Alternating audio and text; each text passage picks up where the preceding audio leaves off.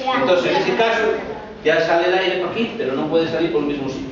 Y solo puede salir por otros dos llaves, pel puntero y pel roncón. Si sale pel puntero, tenemos otro pequeño secreto aquí, y es la payuela. Esto es lo que va a sonar la gaita, un secreto que es milenario también y que es todo un tesoro. Este es el sonido real de una gaita. Lo que pasa es que la payuela va aquí metida. Esto es muy peligroso porque puede romper. A que sea, Andrés, sabes que hay que andar aquí, ¿eh? A mí ya me lo tuvieron que cambiar porque sin querer. Que sin querer matóme una mujer. Mirad, esto es una payuela.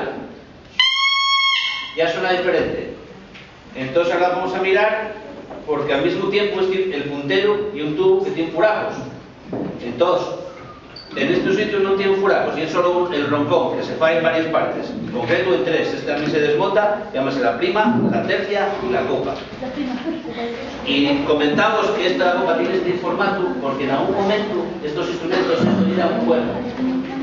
Y cuando se pasó a madera quedó con esta forma. Entonces aquí tenemos otra cosa que llamamos payón, que es lo mismo que tocábamos con la cuerna y con el silbato de Xabú, que en este caso es un poco más moderno. En vez de ser de caña, ya hay cosas también más modernas que podemos hacerles con plásticos que suenen prácticamente igual y dan más estabilidad. Y lo típico, a instrumentos más largos, sonidos más graves. Y a instrumentos más pequeñinos, sonidos más agudos.